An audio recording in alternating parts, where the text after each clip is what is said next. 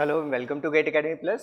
Subject है हमारा signals and systems और लैप्लास ट्रांसफॉर्म टॉपिक कंप्लीट करने के बाद न्यूमेरिकल लेक्चर की सीरीज़ में 2 लेक्चर्स अभी तक हम देख चुके हैं। ये आज का जो हमारा लेक्चर है ये हमारा application of Laplace transform in electrical network, इसके ऊपर हम बेस्ड क्वेश्चंस करने वाले हैं कि हम इलेक्ट्रिकल नेटवर्क में लैप्लास ट्रांसफॉर्म को यूज़ करके सोल्यूशन कैसे फाइंड कर सकते हैं। तो जब हम ट्रांजिएंट्स के क्वेश्चंस करते हैं जब आप इलेक्ट्रिकल नेटवर्क में, तो वहाँ पर आपने देखा होगा कि लैप्लास के यूज़ से बहुत ईजिली आप टाइम t ग्रेटर देन 0 के लिए वोल्टेज या करंट की इक्वेशंस वो फाइंड कर सकते हैं। तो उन्हीं के बारे में अगर हम बात करें तो जैसे ट्रांजिएंट्स की अगर हम बात करते हैं तो ट्रांजिएंट्स वैसे इलेक्ट्रिकल एलिमेंट्स में एग्जिस्ट करते हैं जिनमें वोल्टेज और करंट के बीच का रिलेशन लीनियर नहीं होता। जैसे अगर हम रजिस्टर की बात करें तो रजिस्टर के लिए सपोज अगर ये हमारा कोई रजिस्टर है, अगर इस रेजिस्टेंस की वैल्यू R है, इसमें करंट अगर हमने I ऑफ t और वोल्टेज अगर हम V ऑफ t से रिप्रेजेंट कर रहे हैं, तो आप जानते हैं कि वोल्टेज और करंट के बीच का जो रिलेशन रजिस्टर का वो कैसा है, ओम्स लॉ से V इक्वल्स टू IR, मतलब लीनियर रिलेशन है। तो ऐसे एलिमेंट्स में हमारे ट्रांजिएंट्स एग्जिस्ट नहीं करते। लेकिन अगर हम इंडक्टर या कैपेसिटर की बात करें तो इंडक्टर और कैपेसिटर के लिए जो वोल्टेज इक्वेशन या करंट इक्वेशंस हैं उनको देखकर आपको पता चलता है कि इनका रिलेशन लीनियर नहीं है। तो वैसे सर्किट्स में, वैसे एलिमेंट्स में ट्रांजिएंट्स एग्जिस्ट करेंगे। ट्रांजिएंट्स का अच्छा ठीक है, जैसे अगर हम ट्रांजिएंट्स को एक बार अगर हम देखना चाहें कि ट्रांजिएंट और स्टेडी स्टेट रिस्पॉन्स, सपोज हम एक बेसिक एग्जांपल ले रहे हैं। सपोज ये टाइम t के रिस्पेक्ट में हम इस एक्सिस पर अपने इनपुट और आउटपुट को अगर हम एनालाइज करने वाले हैं, इनपुट और आउटपुट दोनों हम इस y एक्सिस पर एनालाइज कर रहे हैं विथ रिस्पेक्ट टू टाइम। अब अगर हम एक एग्जांपल ले लें, सपोज अगर हम लिफ्ट में जाते हैं, अगर आप किसी लिफ्ट में गए और आपने अगर 5th फ्लोर का बटन इनपुट में प्रेस किया, आप लिफ्ट में गए और आपने इनपुट क्या अप्लाई किया, आपको 5th फ्लोर पे जाना है। तो सपोज ये हमने इनपुट अप्लाई किया, late it is 5th floor, ये हमारा इनपुट क्या है, 5th फ्लोर पे आपको जाना है। तो आपने ये इनपुट अप्लाई किया, इट इज योर इनपुट। लेकिन जैसे ही आपने 5th फ्लोर का इनपुट प्रेस किया, बटन के प्रेस करते ही आपकी लिफ्ट 5th फ्लोर पे नहीं पहुंच जाती। लिफ्ट क्या करती है, धीरे धीरे 5th फ्लोर की तरफ चलना शुरू करती है। तो सपोज अगर हम आउटपुट को अगर रिप्रेजेंट कर रहे हैं इस टाइप से, अगर हमारा ये आउटपुट है, ये जो हमने ड्रॉ किया है, इट इज आउटपुट। लिफ्ट धीरे धीरे 5th फ्लोर की तरफ बढ़ रही है। अब फाइनली जब 5th फ्लोर आया, हो सकता है लिफ्ट का जो प्लेटफॉर्म है वो एक्चुअल 5th फ्लोर से 2-4 इंच नीचे रुक जाए, आप उसको माइंड भी नहीं करेंगे उस गैप को। तो ये कंडीशन, इसलिए हमने यहाँ पर कुछ स्पेस छोड़ दिया, इन दोनों के बीच में हम कुछ डिफरेंस यहाँ पर शो कर रहे हैं। तो अगर हम इस टाइम एक्सेस को अगर हम 2 पार्ट्स में डिवाइड कर दें, तो सपोज ये t इक्वल्स टू 0 और ये t इक्वल्स टू t1 का पॉइंट है। तो इस बीच में अगर हम देखें, टाइम के इस इंस्टेंट्स के बीच में t इक्वल्स टू 0 से लेकर t1 तक जो हमारा आउटपुट है वो टाइम के साथ चेंजिंग नेचर का है। तो जब तक हमारा आउटपुट टाइम के साथ चेंजिंग नेचर का है, तब तक का जो ड्यूरेशन रिस्पॉन्स का एग्जिस्ट हो रहा है ये आउटपुट है। और जब तक ये टाइम के साथ चेंजिंग नेचर का है, तब तक के आप जो रिस्पॉन्स है उस रिस्पॉन्स को आप क्या नाम देते हैं, ये हमारा कौन सा स्टेट चल रहा है अभी, ट्रांजिएंट स्टेट। रिस्पॉन्स जो हमारा वो किस स्टेट में है, अपने ट्रांजिएंट स्टेट में। और जिस टाइम के बाद आउटपुट हमारा कांस्टेंट हो गया, जिसके बाद आउटपुट में कोई वेरिएशन टाइम के साथ नहीं आ रहे हैं, उस स्टेट को आप क्या नाम देते हैं, after t equals to t1 ये जो स्टेट एग्जिस्ट कर रही है, ये कौन सी स्टेट है हमारे लिए, स्टेडी स्टेट। तो स्टेडी स्टेट का मतलब ही क्या है, जो भी आप क्वांटिटी की बात कर रहे हैं, अगर आपने कहा स्टेडी स्टेट में है वो क्वांटिटी, मतलब वो क्वांटिटी कांस्टेंट होगी। तो स्टेडी स्टेट वर्ड, जैसे स्टेडी वर्ड यूज आया, वैसे ही आपको पहली चीज ये समझ जानी है कि जिस भी क्वांटिटी की हम बात कर रहे होंगे वो क्वांटिटी क्या होगी, कांस्टेंट होगी। तो जितने एनर्जी स्टोरिंग एलिमेंट्स होते हैं, जैसे रजिस्टर, इंडक्टर या कैपेसिटर्स, तो उनमें हमारा आउटपुट सडनली अपने एक्चुअल रिस्पॉन्स तक नहीं पहुंचता। ड्यू टू इनिशियल कंडीशंस उनमें क्या एग्जिस्ट करते हैं, कुछ ट्रांजिएंट्स एग्जिस्ट करते हैं। मतलब जब हम इनपुट अप्लाई करेंगे तो आउटपुट अपने एक्चुअल फेज में, एक्चुअल फॉर्म में आने से पहले कुछ उसमें आउटपुट में हमें वेरिएशंस देखने को मिलेंगे। वो स्टेट हमारा कौन सा स्टेट होगा, ट्रांजिएंट स्टेट। और इस ट्रांजिएंट स्टेट के एनालिसिस के लिए जो हमने लैप्लास ट्रांसफॉर्म पढ़ा है वो एक बहुत ही अच्छा ऑप्शन है। अगर आप लैप्लास ट्रांसफॉर्म को एप्लीकेशन देख लें तो आप इलेक्ट्रिकल नेटवर्क के क्वेश्चंस उनके हेल्प से बहुत ईजिली सॉल्व करते हैं। ठीक है, तो जैसे अगर हम बात करें कि लैप्लास ट्रांसफॉर्म के लिए, तो हम अप्रोच यूज करते हैं, ट्रांसफॉर्म अप्रोच।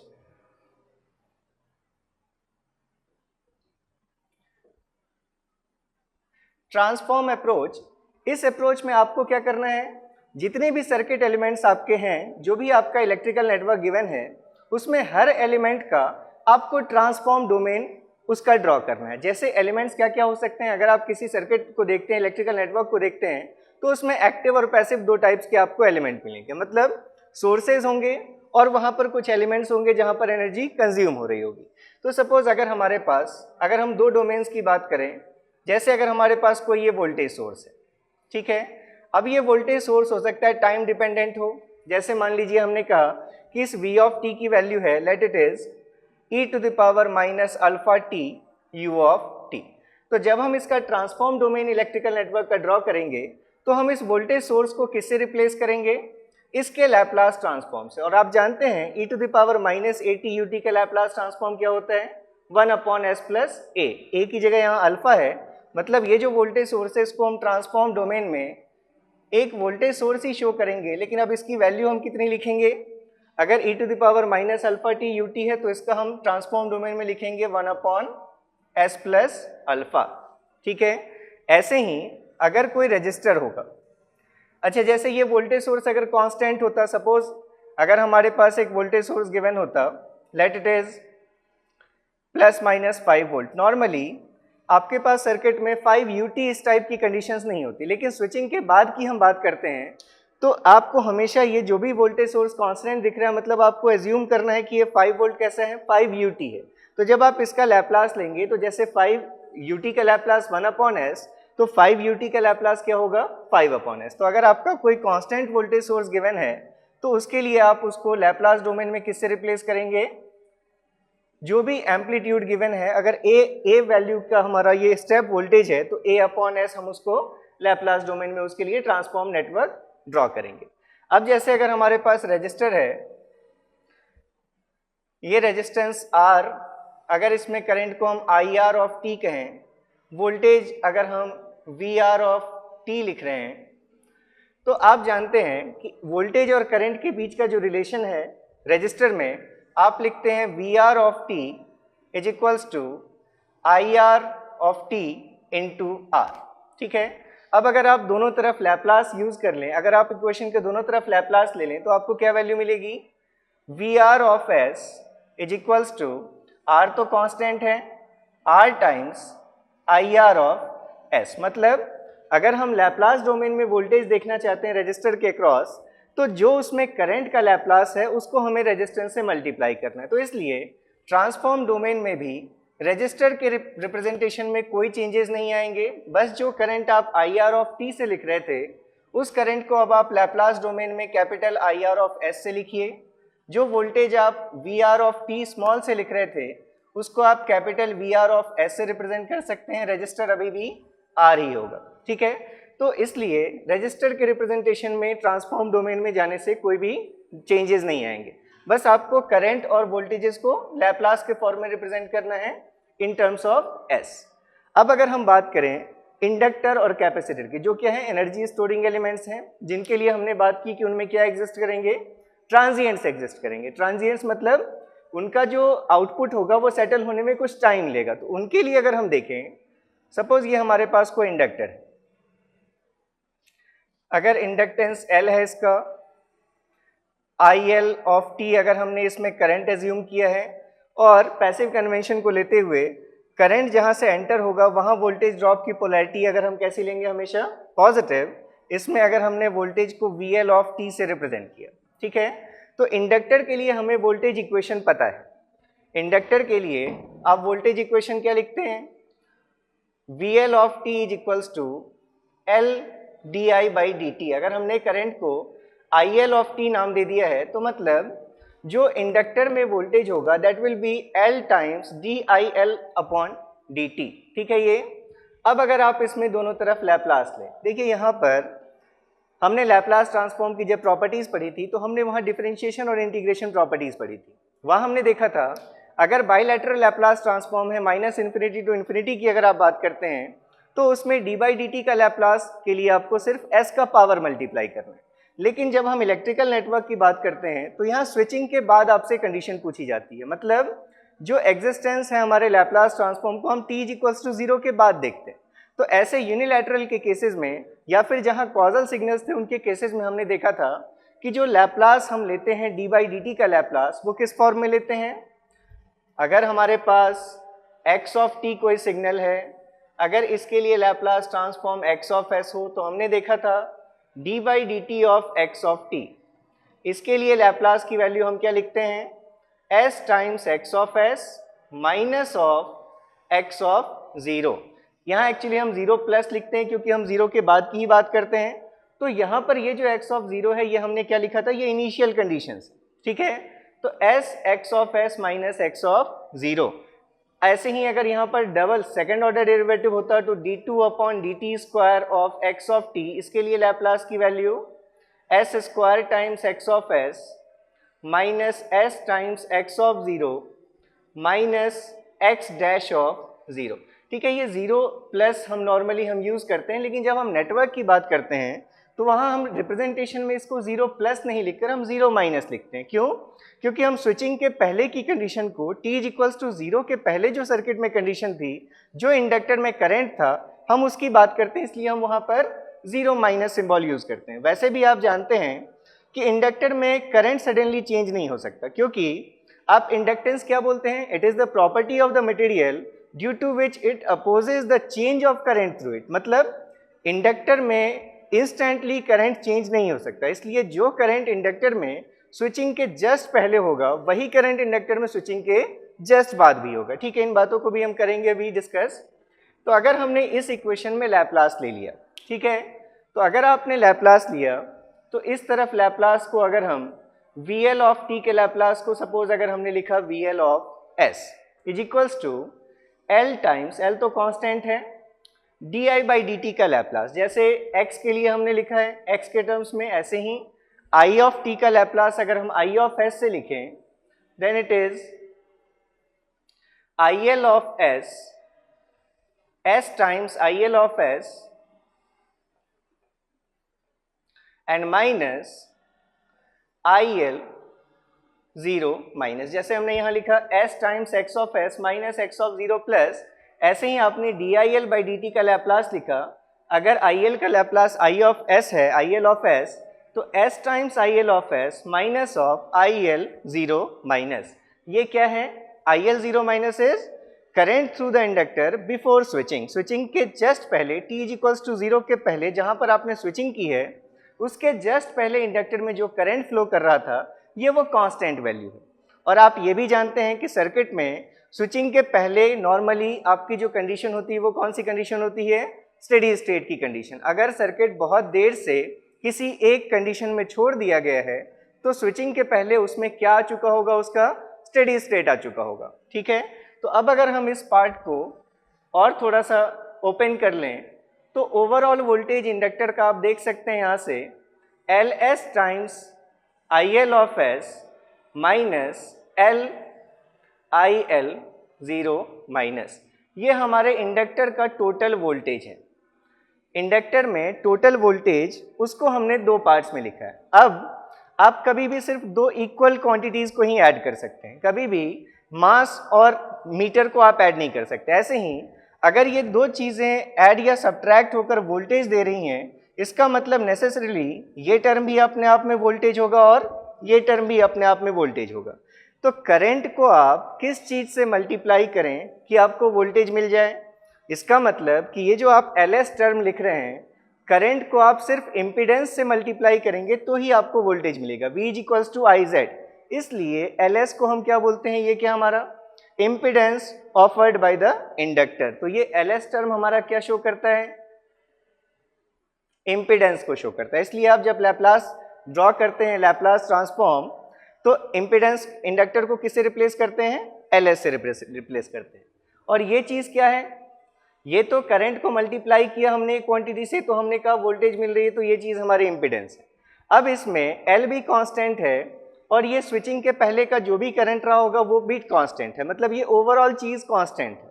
और हमने देखा कि वोल्टेज को सिर्फ वोल्टेज के साथ ही ऐड कर सकते हैं, मतलब ये ओवरऑल जो चीज़ है ये आपको क्या दे रही है? क्या है आपके लिए? It is voltage source. तो इसका मतलब जब हम इंडक्टर को रिप्लेस करेंगे ट्रांसफॉर्म डोमेन में, अगर हमारे पास एक इंडक्टर है, अगर हम इसको ट्रांसफॉर्म डोमेन में रिप्लेस करेंगे तो देखिए इसमें हमें क्या क्या टर्म्स बनाने हैं। हमें दो टर्म्स लेने होंगे, एक इम्पीडेंस का ब्लॉक लेना होगा और एक हमें वोल्टेज सोर्स लेना होगा। तो हमने यहाँ पर इसके ट्रांसफॉर्म डोमेन के लिए दो चीज़ें बनाई।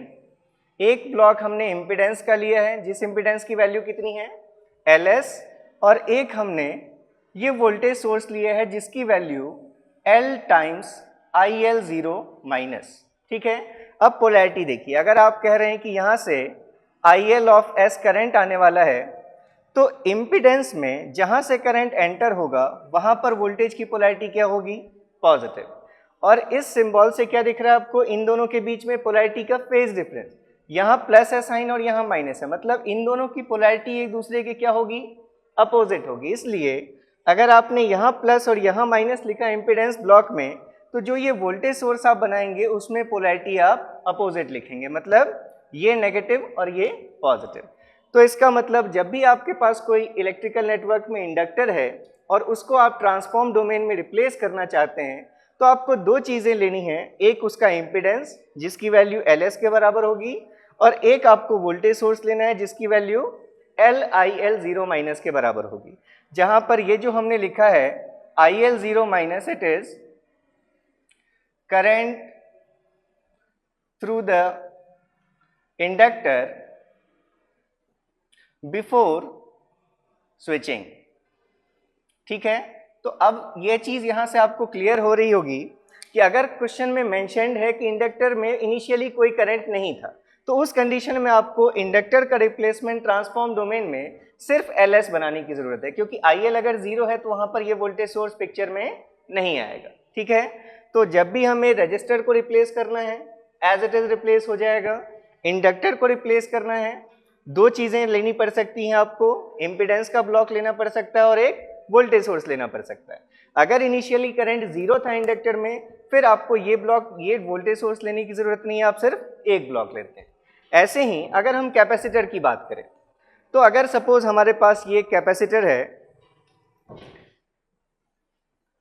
जिसके लिए अगर हम कैपेसिटेंस C लिख रहे हैं, अगर यहाँ पर इसके क्रॉस करंट हमने IC ऑफ t और कैपेसिटर का वोल्टेज अगर हमने VC ऑफ t से लिखा है, अब हम इसके लिए देखना चाहते हैं कि हम इसको ट्रांसफॉर्म डोमेन में इसका क्या रिप्लेसमेंट बनाएंगे। तो फिर से आप कैपेसिटर के लिए जानते हैं कि कैपेसिटर के लिए अगर आप वोल्टेज लिखें तो कैपेसिटर का वोल्टेज क्या होता है, VC of t is equals to 1/c integration from minus infinity to t IC of t dt।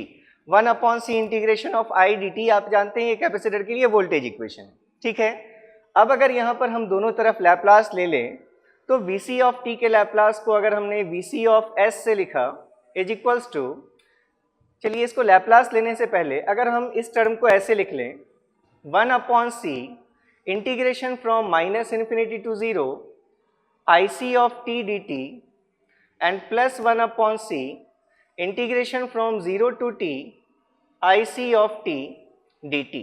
इस इंटीग्रल को जो माइनस इन्फिनिटी से टाइम t तक है, इसको हम दो पार्ट्स में लिख सकते हैं, from minus infinity to 0 and from 0 to t। अब अगर हम देखें इस एक्सप्रेशन को, ये एक्सप्रेशन भी हमारा 1/c integration of I dt के फॉर्म का है, और ये यहाँ पर t के लिमिट्स कहाँ से कहाँ तक हैं, फ्रॉम माइनस इन्फिनिटी टू 0। आप 0 टाइम किसको मान रहे हैं, जिस टाइम पर आपने स्विचिंग की है। तो इसलिए ये जो चीज़ है अपने आप में ये भी करंट की इक्वेशन है, और ये करंट कब तक का करंट है, माइनस इन्फिनिटी से लेकर 0 तक का, मतलब वोल्टेज, ये भी आपके वोल्टेज की इक्वेशन है। और ये वोल्टेज कौन सा वोल्टेज है, जो स्विचिंग से पहले कैपेसिटर में स्टोर्ड हो चुका है। तो इसलिए ये जो वैल्यू होगी ये कांस्टेंट वोल्टेज होगा, और इस वोल्टेज को आप नाम दे सकते हैं VC0 माइनस। VC0 माइनस मतलब voltage across the capacitor before switching. Switching से पहले कैपेसिटर में जितना भी वोल्टेज स्टोर्ड था उसको हमने एक अलग पार्ट मान लिया, और एक हमारा ये दूसरा पार्ट है जिसमें इंटीग्रेशन के लिमिट सब कहाँ से कहाँ तक है, from 0 to t integration of IC of t dt। तो अब अगर हम VC ऑफ S कैलकुलेट करें, यहाँ से अगर हमने लैप्लास लिया तो ये तो टर्म हमारा कांस्टेंट टर्म है VC0 माइनस। कांस्टेंट का लैप्लास क्या होता है, जैसे ut का लैप्लास 1/s, तो इतना कांस्टेंट है VC0 माइनस, तो इसके लिए लैप्लास की वैल्यू हो जाएगी V C zero minus upon S और प्लस 1 अपॉन सी, ये तो कांस्टेंट है हमारा। इंटीग्रेशन के लिए लैप्लास अगर सिर्फ आई सी टी होता तो उसका लैप्लास हम आई सी ऑफ एस लिखते, लेकिन उसका इंटीग्रेशन है तो अब हम लैप्लास क्या लिखेंगे, आई C of S upon S. देखिए आप इसी को दूसरी तरह से भी समझ सकते थे, अगर हम यहाँ इसको दो पार्ट्स में ब्रेक कर दिया हमने, तब तो हम इस लैप्लास जब हम इंटीग्रेशन का लिख रहे हैं तो सिर्फ हम वहाँ पर एक ही टर्म लिख रहे हैं। उस दूसरे मेथड को भी देख लेंगे, पहले इससे अगर हम अपने कंक्लूजन तक आ जाएं तो यहाँ से हम वी सी ऑफ एस की वैल्यू लिख सकते हैं। V C of S is equals to, अगर हम इस टर्म को पहले लिख लें तो 1 upon C S times I C of S and plus V C zero minus upon S. फिर से इस इक्वेशन को देखिए, हमारा एक वोल्टेज है तो इसका मतलब अगर वो दो चीज़ों के ऐड होने से मिल रहा है तो ये दोनों ही चीज़ें क्या होनी चाहिए, वोल्टेजेस होनी चाहिए। दूसरी चीज़, अब अगर हम करंट को किसी चीज़ से मल्टीप्लाई कर रहे हैं और हमें वोल्टेज चाहिए, इसका मतलब ये 1 अपॉन सी एस क्या रिप्रेजेंट कर रहा है, इट इज़ इम्पीडेंस। ये फिर से हमारा ये कौन सा ब्लॉक बनेगा, एक इम्पीडेंस का ब्लॉक बनेगा। और वी सी ज़ीरो माइनस ये कांस्टेंट वोल्टेज है, V C zero minus upon S, तो इसलिए ये जो टर्म है ये फिर से हमारा कौन सा टर्म है, इट इज वोल्टेज सोर्स। ये क्या हमारा वोल्टेज सोर्स है। तो इसलिए जब आप कैपेसिटर को रिप्लेस करेंगे ट्रांसफॉर्म नेटवर्क में, जो भी इलेक्ट्रिकल सर्किट है उसका अगर आप लैप्लास ट्रांसफॉर्म नेटवर्क बनाना चाहते हैं तो कैपेसिटर की जगह पर अब आपको फिर से दो चीज़ें बनानी है। एक इम्पीडेंस का ब्लॉक लेना है, कैपेसिटर के इम्पीडेंस की वैल्यू 1 अपॉन सी एस, और एक आपको वोल्टेज सोर्स लेना है जिसकी value V C zero minus upon S आपको लेनी, ठीक है। अब यहाँ पर साइन देखिए, इसमें दोनों के साइन में डिफरेंस था, हमने इसलिए पोलैरिटी अपोजिट रखी थी, लेकिन यहाँ पर इन दोनों का साइन कैसा है, सेम है। तो अगर आपने यहाँ से कोई करंट फ्लो किया, इस करंट को अगर आप आई सी ऑफ एस नाम दे रहे हैं, तो अगर इस करंट की वजह से यहाँ पोलैरिटी प्लस और माइनस इम्पीडेंस में आई तो सेम पोलैरिटी यहाँ भी आपको लेनी है, प्लस एंड माइनस। तो हम कैपेसिटर और इंडक्टर्स का रिप्लेसमेंट हमने देख लिया। फिर से अगर कैपेसिटर में स्विचिंग के पहले कोई वोल्टेज नहीं था, अगर इनिशियली रिलैक्स्ड कैपेसिटर था, तो उस केस में आपके इस वोल्टेज सोर्स को आपको बनाने की ज़रूरत नहीं है, उस केस में आप सिर्फ 1 अपॉन सी एस का टर्म लेंगे, ठीक है। अब अगर हम जैसे हम बात कर रहे थे कि दूसरे टाइप से भी इसको समझ सकते हैं आप, कि सपोज हमने लिखा V C of T is equals to 1 upon C integration from minus infinity to T I C of T D T. अगर हम डायरेक्टली यहाँ पर लैप्लास अगर अप्लाई कर देते तो आप इसको ऐसे भी लिख सकते थे, V C of S is equals to 1 upon C. अब आप इसका लैप्लास जब लिखते तो क्या लिखते हैं आप, I C of S upon S plus integration from minus infinity to zero I C of T D T upon S. देखिए इसी टर्म को हमने या तो ऐसे लिखा था integration of I of T at T is equals to zero, या उसी को ऐसे भी लिख सकते हैं minus infinity to zero I C of T D T upon S. अब आप जानते हैं कि I इज इक्वल्स टू क्या वैल्यू होती है, D Q by D T, rate of flow of charge is called as current. तो अगर आप करंट को इंटीग्रेट करेंगे तो आपको क्या वैल्यू मिलेगी, चार्ज की वैल्यू मिलेगी। आप इससे और अगर कंफ्यूज ना हो तो आप इसको इस फॉर्म में भी समझ सकते हैं कि इसको हम क्या लिख सकते हैं, integration of I C D T at T is equals to zero, ठीक है। ये अगर आप ज़्यादा इजीली आप अगर इसको समझ सकते हैं तो आप यही चीज़ याद रखिए कि लैप्लास जब हम इंटीग्रेशन का लेते हैं तो एक आई सी अपॉन एस और दूसरा term integration of I C T D T at T is equals to zero upon S. तो करंट को अगर आप इंटीग्रेट करेंगे तो आपको क्या वैल्यू मिलेगी, चार्ज की वैल्यू मिलेगी।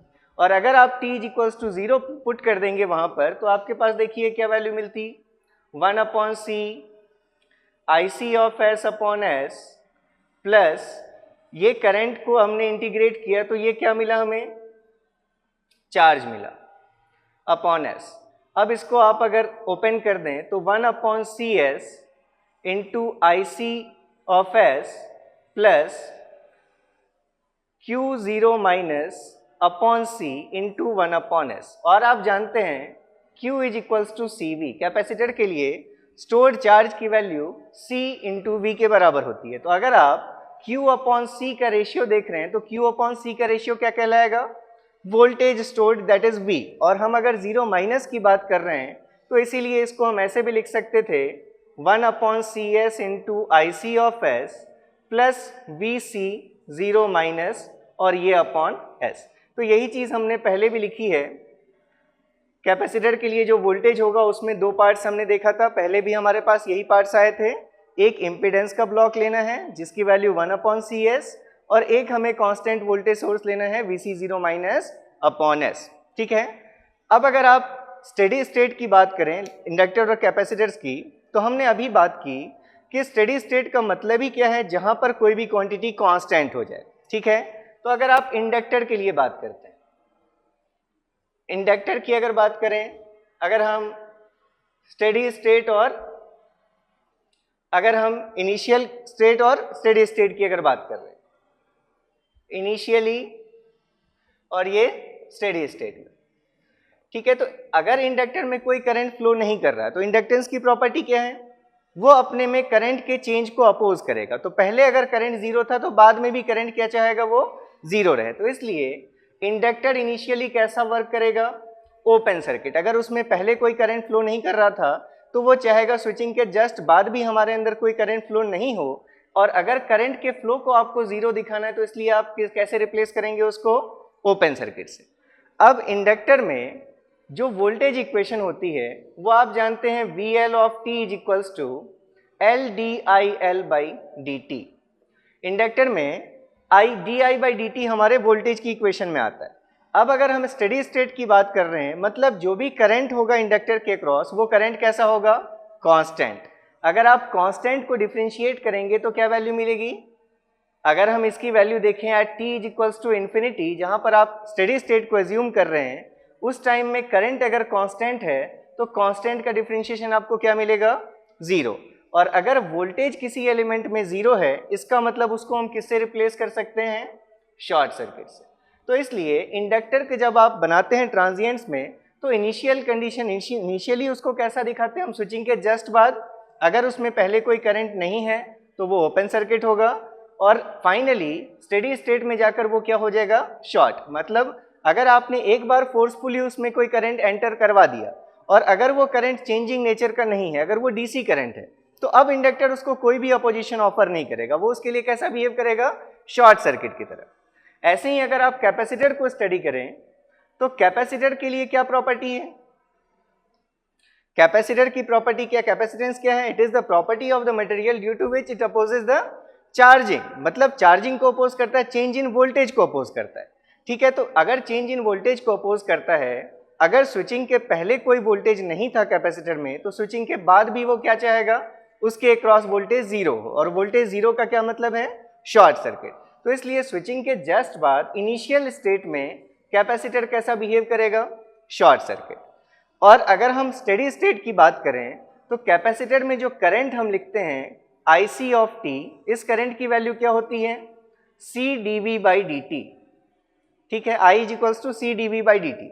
और फिर से अगर आप स्टेडी स्टेट की बात कर रहे हैं, मतलब जो कैपेसिटर के क्रॉस वोल्टेज VC होगा वो कांस्टेंट होगा, तो कांस्टेंट का डिफरेंशिएशन आपको क्या मिलेगा? जीरो। तो अगर ये करंट की वैल्यू जीरो हो गई स्टेडी स्टेट में तो इसका मतलब आप कह सकते हैं कि कैपेसिटर स्टेडी स्टेट में कैसा बिहेव करेगा? ओपन सर्किट की तरह। ठीक है, आप इसको दूसरे तरीके से भी समझ सकते हैं। जैसे आप मान लीजिए कि सपोज हमारे पास ये कोई सर्किट है जिसमें यहाँ से हम 5 वोल्ट अप्लाई कर रहे हैं, यहाँ हमने एक स्विच लगा रखा है, यहाँ एक रेजिस्टेंस है, ये एक कैपेसिटर है जिसके क्रॉस अभी कोई चार्ज नहीं है, अभी हमारा 0 कूलम चार्ज है। इस कैपेसिटर की कुछ भी वैल्यू है, सपोज ये हमारी 1 फैराड का ये हमारा कैपेसिटर है। ठीक है, अगर ये कोई भी रेजिस्टेंस है, सपोज ये 1 ओम का। ठीक है, आप जब इस सर्किट को क्लोज करेंगे, अगर ये इनिशियली अनचार्ज था तो इनिशियल स्टेट में ये क्या हो जाएगा? Short circuit. मतलब उस टाइम में अगर हम इस करंट की वैल्यू को देखें तो current I is equals to क्या होता है? Voltage difference upon impedance. तो 5 volt minus 0 volt upon 1 ohm, मतलब पहले आपको करंट कितना मिलेगा? 5 एम्पियर। फिर धीरे धीरे ये कैपेसिटर चार्ज को स्टोर करना शुरू करेगा और हम जानते हैं Q is equals to C V और V is equals to Q upon C. जैसे जैसे इसमें स्टोर्ड चार्ज की वैल्यू बढ़ेगी वैसे वैसे इस कैपेसिटर में वोल्टेज स्टोर्ड की वैल्यू बढ़ेगी। अगर यहाँ कुछ वोल्टेज स्टोर्ड होता गया तो जो वोल्टेज का डिफरेंस है जिसकी वजह से ये करंट फ्लो कर रहा है वो वोल्टेज का डिफरेंस अब कम होता जाएगा। मान लीजिए इसमें 1 वोल्ट वोल्टेज आ गया तो अब डिफरेंस कितना बचा at t is equals to suppose 2 seconds के बाद या 1 सेकेंड के बाद 5 minus 1 volt that is 4 upon 1 मतलब अब करंट की वैल्यू क्या हो जाएगी 4 एम्पेयर। जब यहाँ वोल्टेज 2 वोल्ट स्टोर हो जाएगा तो करंट की वैल्यू क्या हो जाएगी 3 एम्पेयर। मतलब हम क्या देख रहे हैं करंट रिड्यूस हो रहा है। और फाइनली जब ये पूरा 5 वोल्ट इसके अक्रॉस स्टोर्ड हो जाएगा उस कंडीशन में 5 volt minus 5 volt voltage difference की वैल्यू 0 तो करंट रिड्यूस होकर क्या हो जाएगा 0। इसलिए कैपेसिटर कैसा वर्क करेगा स्टेडी स्टेट में कैसा हो जाएगा ओपन सर्किट। दूसरी और चीज जो दो चीजें हैं कि इंडक्टर में जो करंट हमारा स्विचिंग के जस्ट पहले होगा वही करंट हमारा स्विचिंग के जस्ट बाद होगा, ये चीज आपको याद रखनी है। ऐसे ही कैपेसिटर में जो वोल्टेज स्विचिंग के जस्ट पहले होगा वही वोल्टेज स्विचिंग के जस्ट बाद भी होगा। ये भी आप समझ सकते हैं इससे, जैसे अगर सपोज हमने ले लिया हम जानते हैं V is equals to Q upon C, ठीक है। ये कैपेसिटर में वोल्टेज स्टोर्ड की वैल्यू चार्ज अपॉन कैपेसिटेंस के बराबर होती है। और हम ये भी जानते हैं कि current I is equals to del Q upon del T, ठीक है। Current is equals to rate of flow of charge. तो अगर हम डेल क्यू की वैल्यू देखें तो del Q is equals to हम क्या कह सकते हैं I टाइम्स डेल टी। मतलब जो हमारे चार्ज में चेंज आएगा वो किसके बराबर होगा जितना हम टाइम दे रहे हैं डेल टी इंटू जो भी उसमें करंट फ्लो कर रहा है। अगर हम इंस्टेंटेनियस बोल रहे हैं वर्ड अगर हमने यूज किया इंस्टेंटेनियसली, स्विचिंग कैसी होती है इंस्टेंटेनियसली, फ्रैक्शन ऑफ सेकेंड्स के लिए स्विच हमारा ओपन या क्लोज होता है। तो उतने कम टाइम में अगर हम if del T tends to 0 हो जाए, मतलब अगर हम स्विचिंग के जस्ट पहले और जस्ट बाद के बीच का जो टाइम इंटरवल है अगर हम उसको डेल टी नाम दे रहे हैं तो डेल टी टेंड्स टू 0 अगर है तो इसका मतलब डेल क्यू टेंड्स टू भी क्या होगा इस इक्वेशन से अगर डेल टी 0 है मतलब डेल क्यू की वैल्यू भी क्या होगी 0 होगी। और अगर डेल क्यू 0 है मतलब अगर चार्ज में कोई चेंज नहीं आया तो इस इक्वेशन से आप देख सकते हैं कि वोल्टेज में भी कोई चेंज नहीं आएगा। इसका मतलब जो स्विचिंग के पहले कैपेसिटर का वोल्टेज होगा स्विचिंग के बाद भी कैपेसिटर में वही वोल्टेज होगा, ठीक है। तो ये हमने कुछ बेसिक कॉन्सेप्ट्स देखे। अब हम देखते हैं कि लैप्लास का एप्लीकेशन कि हमने जो ये बात की कि हम कैसे ट्रांसफॉर्म नेटवर्क में अपने एलिमेंट्स को रिप्लेस करेंगे वो हमने देख लिया कि resistor as it is replace हो जाएगा। इंडक्टर अगर है तो उसमें 2 ब्लॉक्स हमें लेने हैं, डिपेंड करता है इंडक्टर में स्विचिंग के पहले कोई करंट फ्लो कर रहा था या नहीं कर रहा था। ऐसे ही कैपेसिटर के लिए भी आपको 2 ब्लॉक्स लेने हैं, इसमें भी डिपेंड करता है कि कैपेसिटर में स्विचिंग के पहले कोई वोल्टेज एग्जिस्ट कर रहा था या नहीं कर रहा था। अब इस पर हम 1-2 क्वेश्चंस करेंगे। तो अगर स्टार्ट करने के लिए हम एक बेसिक क्वेश्चन ले लें। सपोज हमारे पास ये एक इस टाइप का नेटवर्क है जिसमें एक इंडक्टर और एक रेजिस्टर है हमारे पास। ये हमारा एक स्विच है गिवन,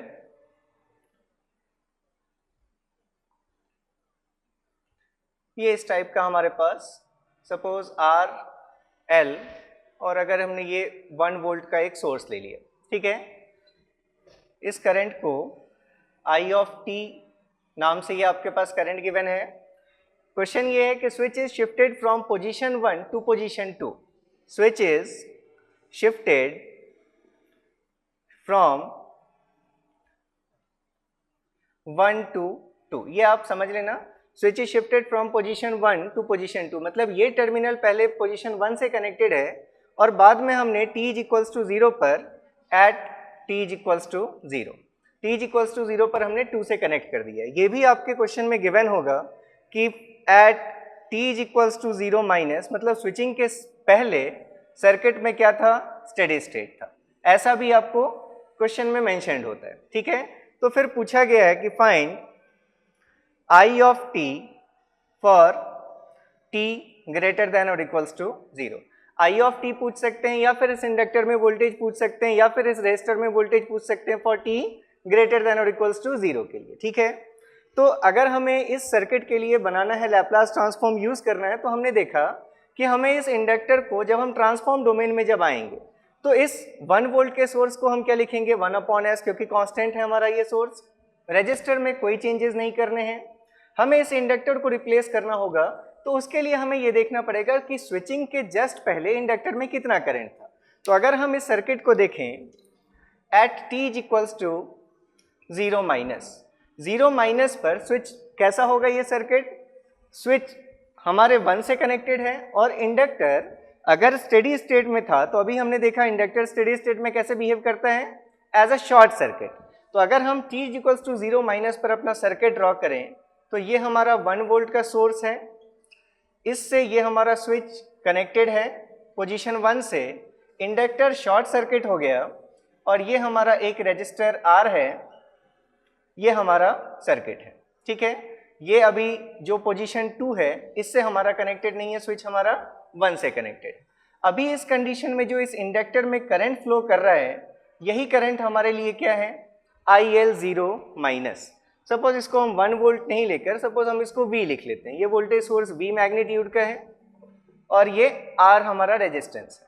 तो अब अगर आप इस सर्किट में KVL इक्वेशन लिखें तो आप डायरेक्टली यहाँ से फाइंड कर सकते हैं IL0 is equals to V/R। यहाँ से हम लिखते हैं -V plus IL0 into R is equals to 0, तो IL0 is equals to V/R।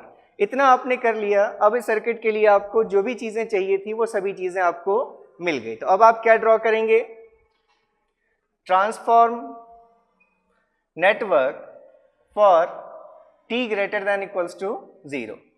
t greater than 0 के लिए जब आप ट्रांसफॉर्म नेटवर्क ड्रॉ करेंगे तो स्विच अब आपकी किस पोजीशन से कनेक्टेड है, पोजीशन 2 से। अब इंडक्टर में हमने ये देखा कि जो हमारा इंडक्टर था इसमें पहले करंट कितना फ्लो कर रहा है IL0 is equals to V/R। तो इंडक्टर का जब हम रिप्लेसमेंट बनाएंगे तो हम इसमें एक ब्लॉक लेंगे LS का और एक ब्लॉक लेंगे L टाइम्स IL0 का, ठीक है। जहाँ पर पोलैरिटी कैसी लेंगे, हम इसके अपोजिट पोलैरिटी लेंगे। अगर हम यहाँ प्लस माइनस लेंगे तो यहाँ माइनस प्लस लेंगे। बस इसको आप ड्रॉ कर लीजिए। तो हमने इंडक्टर की जगह पर एक ब्लॉक बनाया LS और हमने एक और ये लिया IL0 और IL0 की वैल्यू कितनी है V/R, तो हमने L टाइम्स V/R। इसके बाद ये हमारा रजिस्टर बनाया हमने, रजिस्टर R हमारा ये जो था वोल्टेज सोर्स जिसको अगर हम लैप्लास डोमेन में V/S लिखते, लेकिन अभी हमारा ये डिसकनेक्टेड है क्योंकि स्विच हमारा अब किससे कनेक्टेड है, पोजीशन 2 से कनेक्टेड है, ठीक है। तो ये हमारा स्विच पोजीशन 2 से कनेक्टेड है, ये हमारा सर्किट, ठीक है। इस करंट को हम लैप्लास डोमेन में नाम दे रहे हैं IL/S, जो टाइम डोमेन में किस नाम से गिवन है IL/t नाम से गिवन है, ठीक है। हमने इस इंडक्टर की जगह पर ब्लॉक ले लिया। अब ये IL/S यहाँ एंटर होगा इम्पीडेंस में, तो ये पोलैरिटी प्लस और ये माइनस, और इसकी अपोजिट पोलैरिटी ये माइनस और ये प्लस। अब एक ही सिंगल लूप का सर्किट है, इसमें आप KVL इजीली लिख सकते हैं। करंट IL/S है, यहाँ से लिखना शुरू करें तो IL/S इंटू LS, ये तो वोल्टेज सोर्स है, डायरेक्टली आप इसकी वैल्यू लिखेंगे माइनस VL/R प्लस इस रेजिस्टेंस में वोल्टेज ड्रॉप, फिर से रेजिस्टेंस में करंट जहाँ से एंटर होगा वहाँ वोल्टेज ड्रॉप की polarity positive, plus IL/S into R is equals to 0। IL/S अगर आपने कॉमन कर लिया then it is LS plus R is equals to VL/R, या फिर यहाँ से हम देख सकते हैं कि IL/S is equals to VL/R into LS plus R। अब हमारे पास IL/S आ गया, तो हम लैप्लास इनवर्स, क्योंकि हमें टाइम डोमेन में चाहिए तो क्या करेंगे, हम इसका लैप्लास इनवर्स लेंगे। लैप्लास इनवर्स लेने के लिए हमारे पास डिनोमिनेटर किस फॉर्म में होना चाहिए, S प्लस A के फॉर्म में होना चाहिए। तो अगर हम उसको कन्वर्ट करने के लिए हम इसको ऐसे लिख लें I L of S is equals to V L upon R into L, L common अगर हमने ले लिया तो S plus R upon L, L और L cancelled, therefore time domain में हम आई एल ऑफ टी लिख सकते हैं, वी बाई आर तो कांस्टेंट है और 1 अपॉन एस प्लस ए का inverse Laplace E to the power minus A T U T, तो therefore V by R E to the power minus of R by L T. U T आपको साथ में लिखने की जरूरत नहीं है क्योंकि आप यहाँ पर लिख दिया आपने फॉर टी ग्रेटर देन और इक्वल्स टू 0, तो ये आपके लिए रिक्वायर्ड सॉल्यूशन आ गया। अब इसमें आप अगर इसको चेक करना चाहें, आपको पता है I L zero minus is equals to I L zero plus, उसकी वैल्यू किसके बराबर होगी, वी बाई आर के बराबर। अगर आप यहाँ पर टी की जगह 0 पुट कर दें, ये एक्सपोनेंशियल 1 बन जाएगा और वी बाई आर आपको करंट मिल जाएगा एट टी इक्वल्स टू 0, ठीक है। तो ये तो हमने पहली चीज ये क्या फाइंड कर लिया, इंडक्टर का करंट फाइंड कर लिया। अब अगर आपको इंडक्टर का ओवरऑल वोल्टेज अगर पूछा जाता कि इंडक्टर में कितना वोल्टेज एग्जिस्ट कर रहा है, तो इंडक्टर का वोल्टेज कौन सा होता है, यहां से लेकर यहां तक ये जो पूरा वोल्टेज है, ये पूरा वोल्टेज कौन सा वोल्टेज है, इंडक्टर का वोल्टेज है। मतलब अगर आपको we L of T find करना होता तो देखिए वी एल ऑफ टी, इसको फाइंड करने के क्या क्या तरीके हो सकते हैं। या तो आप यहां से देखकर पहले एक इक्वेशन लिख सकते हैं, it is equals to I L of S into L S minus of V L by R. ये टोटल वोल्टेज, इसमें करंट फ्लो करेगा आई एल ऑफ एस, तो voltage L S into I L of S, और ये voltage हमारा minus of V L upon R. I L of S की value आपके पास है, I L of S is that is V upon R into S plus R by L, ये हमारा I L of S है, into L S और minus V L by R, ठीक है। तो ये वैल्यू आप यहाँ से कैलकुलेट कर सकते हैं, इससे भी आपको इंडक्टर का वोल्टेज मिल जाएगा।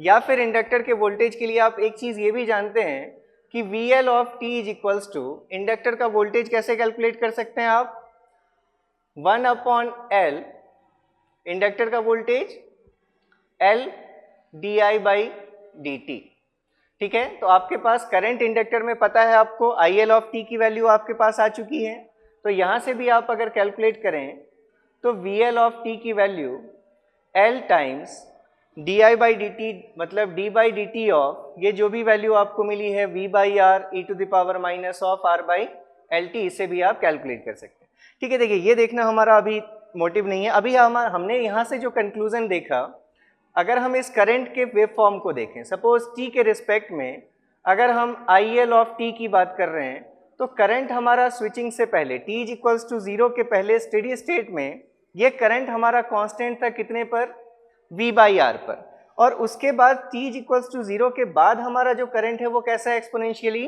डिक्रीजिंग नेचर का है। मतलब उसके बाद ये कुछ इस टाइप के ग्राफ को फॉलो कर रहा है। ये जो हमारा ग्राफ है ये e to the power minus R by L T के लिए आपने ड्रॉ किया।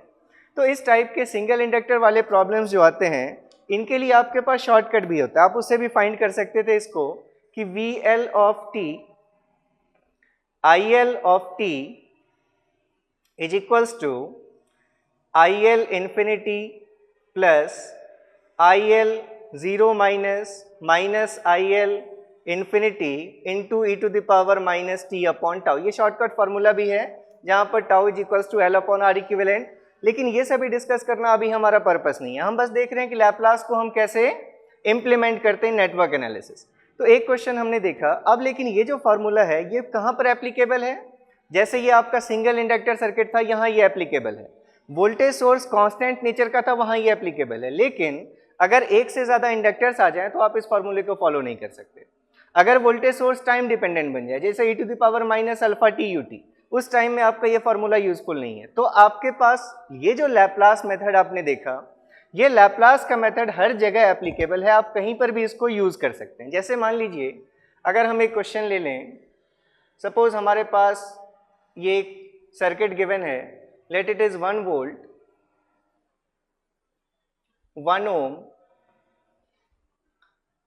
ये हमारा एक इंडक्टर है और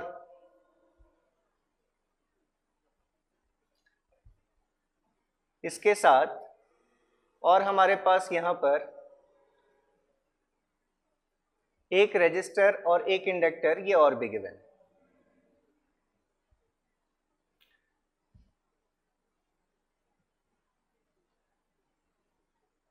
ये सपोज हमारे पास दो टर्मिनल्स हैं, इसको अगर हमने ए और इसको बी नाम दे दिया, ठीक है, ये हमारा स्विच है। हम कह रहे हैं कि switch is shifted from position A to position B. Suppose हमने इस इंडक्टेंस की वैल्यू 1 हेनरी, इसकी वैल्यू 1/2 ओम्स और इसकी वैल्यू अगर 2 हेनरी ले ली, ये 1 वोल्ट और ये 1 ओम का रेजिस्टेंस। अगर हम यहाँ के वोल्टेज को सपोज V ऑफ T नाम दे रहे हैं, ठीक है। क्वेश्चन क्या है इसमें, switch is shifted from position A to position B, मतलब पहले जो ये इंडक्टर है ये कनेक्टेड था ए के साथ, एट t इक्वल्स टू 0 हमने इसकी पोजीशन को ए से चेंज करके बी पर स्विच कर दिया है। तो पूछा गया है, हमने स्विच को जो चेंज किया है ए टू बी हमने चेंज किया है at t equals to 0, t equals to 0 minus पर आपसे कह दिया गया है कि कौन सा स्टेट है, स्टेडी स्टेट, और पूछा गया है फाइंड V ऑफ t, इसमें करंट हमने लिख दिया I1, इसमें करंट लिख दिया I2 और इसमें करंट लिख दिया I3। V of t, I1 of t, I2 of t, I3 of t for t greater than 0। ये आपसे पूछा गया है कि अगर हमारे पास ऐसा कोई सर्किट है, A से पहले कनेक्टेड है ये इंडक्टर, बाद में t इक्वल्स टू 0 पर हमने B से कनेक्ट कर दिया, तो फॉर t ग्रेटर देन 0 इस वोल्टेज Vt की वैल्यू क्या होगी, और ये जो करेंट्स होंगे इन तीन ब्रांचेज में I1, I2 और I3, इनकी क्या वैल्यूज होंगी। अब देखिए आप कैसे लैप्लास को यूज करके इसको बहुत ही इजीली कैलकुलेट कर सकते हैं। तो सबसे पहले हमारा काम है, ट्रांसफॉर्म नेटवर्क ड्रॉ करने के लिए हमें देखना होगा इंडक्टर में स्विचिंग के पहले कितना करंट फ्लो कर रहा था। तो अगर स्विचिंग के पहले हम इसमें करंट देखना चाहें, तो स्विचिंग के पहले की जो कंडीशन है at t equals to 0 minus, इस टाइम में हम क्या एज्यूम करते हुए अपना नेटवर्क बनाएंगे, स्टेडी स्टेट को एज्यूम करते हुए। तो स्टेडी स्टेट में जो ये इंडक्टर होगा ये कैसा हो जाएगा, शॉर्ट सर्किट। तो अगर हमने देखा अपना नेटवर्क, तो ये हमारा 1 वोल्ट, इट इज 1 ओम, और ये हमारा इंडक्टर अभी कनेक्टेड है, और इंडक्टर कैसा हो गया है, स्टेडी स्टेट में शॉर्ट सर्किट। अभी इंडक्टर में जो करंट फ्लो कर रहा है, इस करंट को हम, यहाँ जो अभी हमारे इंडक्टर में ये करंट है, इस करंट को हमने नाम दिया IL10 माइनस। इसके बाद का जो सर्किट है वो भी डिस्कनेक्टेड है। ये जो हमारा सर्किट है जिसमें एक रेजिस्टर और एक इंडक्टर कनेक्टेड है, अभी ये सर्किट हमारा डिस्कनेक्टेड है। तो मतलब इस इंडक्टर में अगर हम देखें IL20 माइनस, तो इसमें करंट की वैल्यू कितनी है, 0 है। इस इंडक्टर में स्विचिंग से पहले कोई करंट फ्लो नहीं कर रहा क्योंकि ये डिस्कनेक्टेड है हमारे सोर्स से, ठीक है। इसमें करंट फ्लो करेगा, इसमें कितना करंट फ्लो करेगा, एक ही लूप आपको दिख रहा है, 1 वोल्ट वोल्टेज सोर्स है, एक 1 ओम का रेजिस्टेंस है, तो IL10 माइनस की वैल्यू कितनी होगी, 1/1, दैट इज 1 एम्पेयर। मतलब हमारे पास सर्किट में दो इंडक्टर्स थे, दोनों में हमने स्विचिंग के पहले की जो करंट की वैल्यू थी वो चेक कर ली, इसमें 1 एम्पेयर करंट फ्लो कर रहा है और इसमें कोई भी करंट फ्लो नहीं कर रहा। तो अब हम इस सर्किट का ट्रांसफॉर्म डोमेन नेटवर्क बना सकते हैं फॉर t ग्रेटर देन 0। तो अगर हम इसको ड्रॉ करें, transform network for t greater than 0, t greater than equals to 0 पर जब आप नेटवर्क बनाएंगे, तो अब स्विच हमारा कनेक्ट हो गया है B से, इसलिए आप इस पार्ट को हटा सकते हैं, चाहे तो शो भी कर सकते हैं या आप इसको हटा सकते हैं। तो ठीक है, चलिए अगर हमने शो कर दिया, ये हमारे पास अगर हम बनाते तो ये 1 कांस्टेंट का लैप्लास क्या होता, 1/s, ये एक रेजिस्टेंस होता, ठीक है। लेकिन अब हमारा ये कनेक्टेड नहीं है, ये 1 ओम और ये हमारा इंडक्टर, ये वोल्टेज सोर्स, ये कनेक्टेड नहीं है। अब जो हमारा इंडक्टर है, जो हमारा ये इंडक्टर था, इस इंडक्टर में हमें दो चीज़ें बनानी हैं। एक ब्लॉक हमें कौन सा लेना है, LS का, और एक हमें क्या ब्लॉक लेना है, LIL0 माइनस का, जो हम वोल्टेज सोर्स लेते हैं। ये हमारा स्विच कनेक्टेड है जिसमें एक ये रेजिस्टेंस लगा है 1/2 ओम्स का, और ये एक हमारा इंडक्टर है अब इस इंडक्टर में स्विचिंग के पहले कोई करंट नहीं था, तो आप इसमें सिर्फ क्या ड्रॉ करेंगे, इसका एक इम्पीडेंस ब्लॉक। सपोज हमने इसको L1 लिख दिया और इसको हमने लिख दिया L2S। इसमें आपको इनिशियल करंट की वैल्यू 0 थी, इसलिए ये ब्लॉक लेने की ज़रूरत नहीं है। अब इसकी वैल्यू क्या होगी, इसकी वैल्यू क्या लिखते हैं हम, L1IL1 0 माइनस LIL0 माइनस लिखते हैं। वैल्यूज पुट कर दीजिए, L1 की वैल्यू 1 हेनरी है, तो ये सिंपली क्या हो जाएगा 1 इंटू S, मतलब S। ये LIL0 माइनस L की वैल्यू भी 1 और वोल्टेज जो आपका था करंट, उसकी वैल्यू भी 1 एम्पेयर, तो ये कितना हो जाएगा 1। पोलैरिटी कैसी होगी, इंडक्टर में जो हम अगर ले रहे हैं यहाँ से, तो ये पोलैरिटी हमें कैसी लेनी है इसकी, देखिए यहाँ से जो हम करंट इसमें पहले फ्लो कर रहा था, वो करंट की पोलैरिटी कैसी थी, करंट हमारा किस डायरेक्शन में था, इस डायरेक्शन में हमारा करंट फ्लो कर रहा था। तो अभी भी जो करंट फ्लो करेगा वो करंट का डायरेक्शन हमें वही रखना है। तो करंट अगर यहाँ से फ्लो करेगा तो ये प्लस और ये माइनस पोलैरिटी होगी, तो ये माइनस और ये आपको क्या लेनी है पोलैरिटी प्लस। यहाँ जो वोल्टेज हमें गिवन है क्वेश्चन में, हमसे ये वोल्टेज VT के टर्म्स में गिवन है, तो अगर हमने उसके लैप्लास को नाम दे दिया V ऑफ S, ठीक है, तो हमें V ऑफ S ये वैल्यू कैलकुलेट करनी है, फिर उसका इनवर्स लैप्लास लेकर हमें क्या मिल जाएगा, VT मिल जाएगा। L2 की वैल्यू, L2 हमारा 2 हेनरी है, तो इसको हम 2S लिख लेते हैं, ठीक है। ये हमारा ट्रांसफॉर्म डोमेन नेटवर्क आ गया। अब हमें सिंपली इस नोड पर एक KCL इक्वेशन लिखनी है और उस KCL इक्वेशन से आप V ऑफ S को फाइंड कर लेंगे।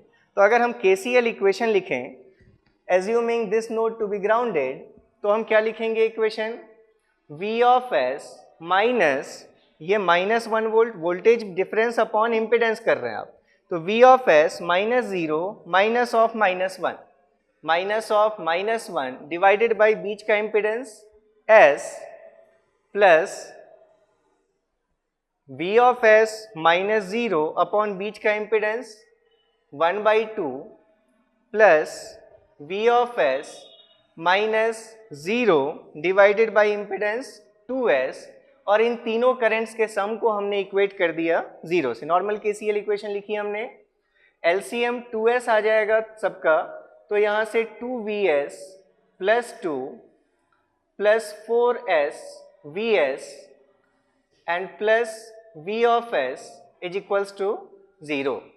ओवरऑल अगर हम वैल्यू देख लें तो VS अगर आपने कॉमन कर लिया, V ऑफ S अगर आपने कॉमन कर लिया, then 4S plus 3 times V of S is equals to -2। ये 2 को आप इधर ले लीजिए, तो देयरफॉर V ऑफ S की वैल्यू -2 अपॉन 4S प्लस 3, और हमें इन्वर्स लैप्लास लेना है, तो इन्वर्स लैप्लास लेने के लिए अगर हमने 4 को कॉमन कर लिया, S प्लस 3/4, ठीक है। तो ये हमने इन्वर्स लैप्लास लेने के लिए 4 कॉमन कर लिया, S प्लस 3/4।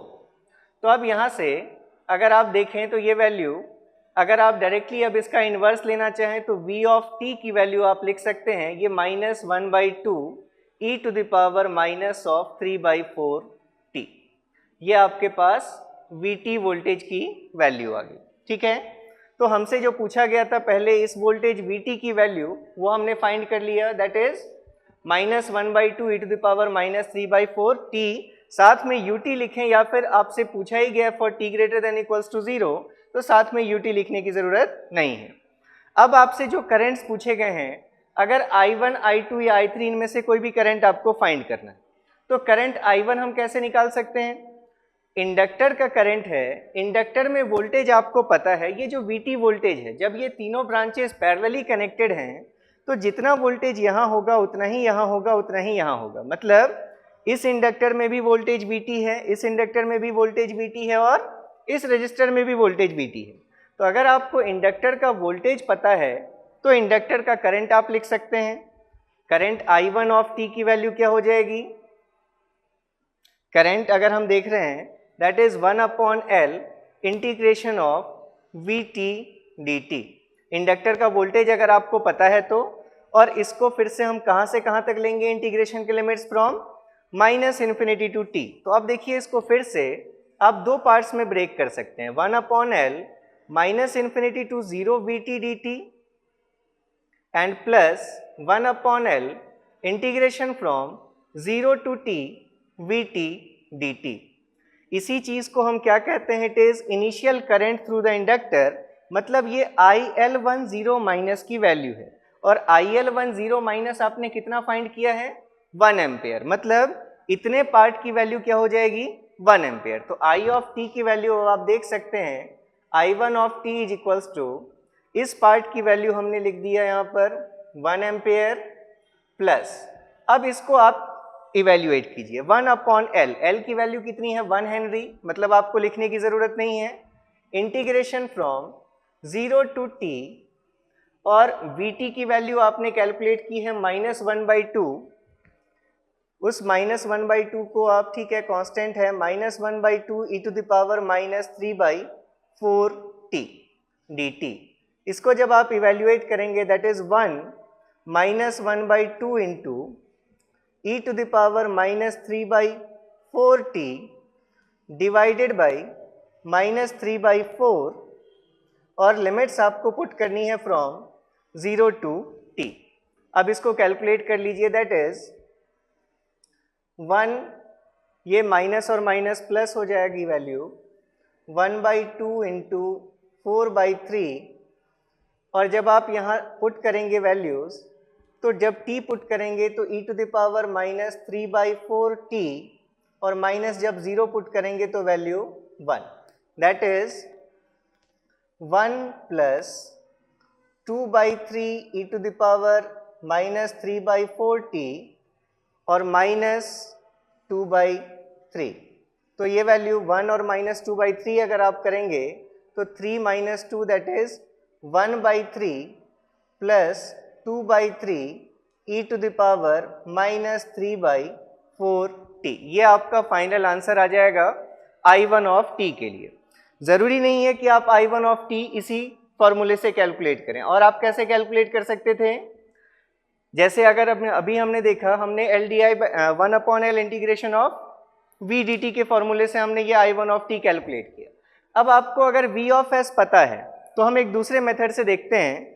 सपोज हम I1 ऑफ t कैलकुलेट करना चाहते हैं।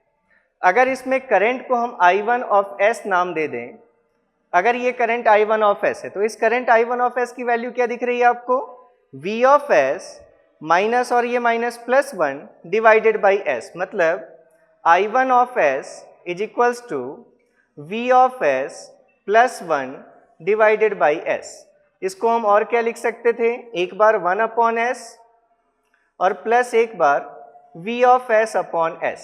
V ऑफ S की वैल्यू आ गई है हमारे पास। दैट इज, इसको हम एक बार लिख सकते थे 1 अपॉन S और -1/2।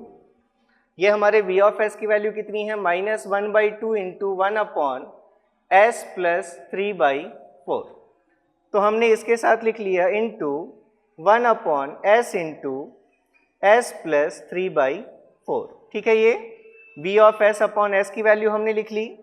That is equals to I1 of S is equals to 1 upon S minus 1/2।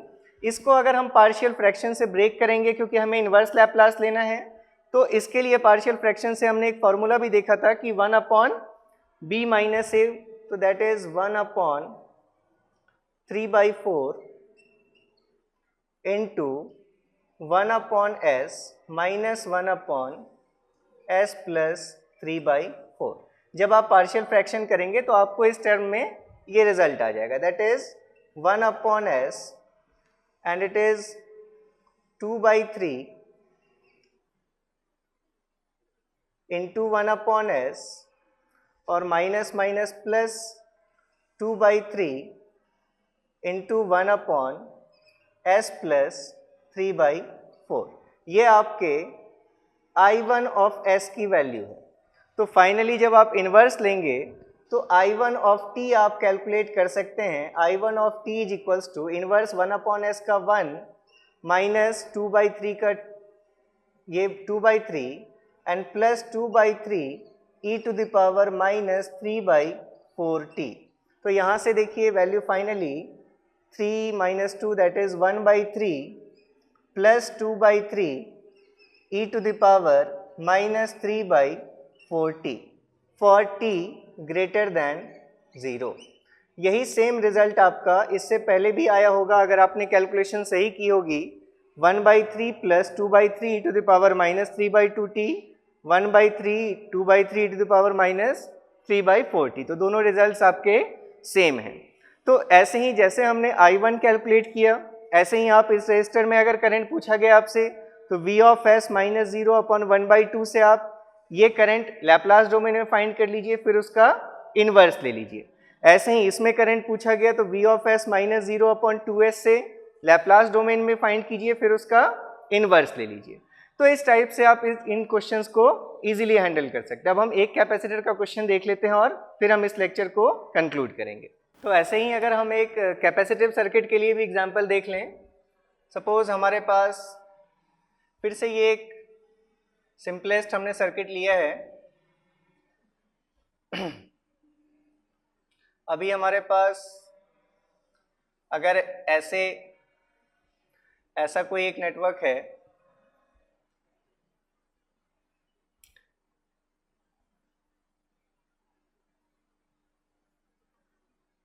One two, फिर से हम कह रहे हैं कि switch is shifted from position 1 to position 2 at t is equals to 0। Suppose ये वोल्टेज V है, ये रजिस्टर R और ये कैपेसिटर C, इसके अक्रॉस वोल्टेज को अगर हम Vc ऑफ t नाम दे रहे हैं, सपोज ये जो करंट है हमारा let it is I of t। तो क्वेश्चन गिवन है आपको switch is shifted from 1 to 2 at t is equals to 0 with t 0 minus is equals to steady state. हमने ये क्वेश्चन में मेंशन कर लिया है फिर से कि हमने स्विच को 1 से 2 पर शिफ्ट किया, मतलब पहले ये चीज़ यहाँ कनेक्टेड है, t इज इक्वल्स टू 0 पर इससे कनेक्टेड हो जाएगी, और t इज इक्वल्स टू 0 पर स्विचिंग से पहले जो स्टेट था उसको हमने क्या एज्यूम किया है, स्टेडी स्टेट एज्यूम किया है। तो पूछा गया है find I of t and V of t for t greater than equals to 0। ठीक है, तो कैपेसिटर का जब आप रिप्लेसमेंट बनाते हैं तो हमने ये देखा था कि अगर हमें किसी कैपेसिटर को रिप्लेस करना है तो दो चीज़ें बनानी है, 1/CS और एक वोल्टेज सोर्स जिसकी value Vc0 minus upon S, ये दो चीज़ें हमें बनानी है। ठीक है, तो अब इसके लिए हमें चाहिए क्या, कैपेसिटर के अक्रॉस वोल्टेज बिफोर स्विचिंग। तो अब हम अगर t is equals to 0 minus पर इस सर्किट को ड्रॉ करें और स्टेडी स्टेट एज्यूम करते हुए ड्रॉ करें, तो आप जानते हैं कैपेसिटर स्टेडी स्टेट में कैसा होगा, ओपन सर्किटेड। तो अगर हम इसका at t is equals to 0 minus, अगर हम इस सर्किट को देखें तो हमारा ये सर्किट, ये 1 वोल्ट का सोर्स, यहाँ से ये स्विच हमारा अभी 1 की पोजीशन से कनेक्टेड है, ये रजिस्टर और कैपेसिटर अपने स्टेडी स्टेट में ओपन सर्किटेड। ठीक है, ये हमारा टर्मिनल 2, ये 1, रजिस्टर R, अभी जो इसके अक्रॉस वोल्टेज है इसी वोल्टेज को हम नाम दे रहे हैं Vc0 माइनस। तो अगर अभी हम देखें सर्किट हमारा अगर ओपन सर्किटेड है, मतलब इसमें कोई भी करंट फ्लो नहीं करेगा। अगर इस कंडीशन में हम करंट की वैल्यू देख रहे हैं तो कितनी है, 0। अगर करंट फ्लो नहीं करेगा इसका मतलब इस रजिस्टर में कोई भी वोल्टेज ड्रॉप नहीं होगा। अगर हम इसमें वोल्टेज की वैल्यू देखें V is equals to I into R, अगर करंट 0 है मतलब रजिस्टर में कोई भी वोल्टेज ड्रॉप नहीं हुआ।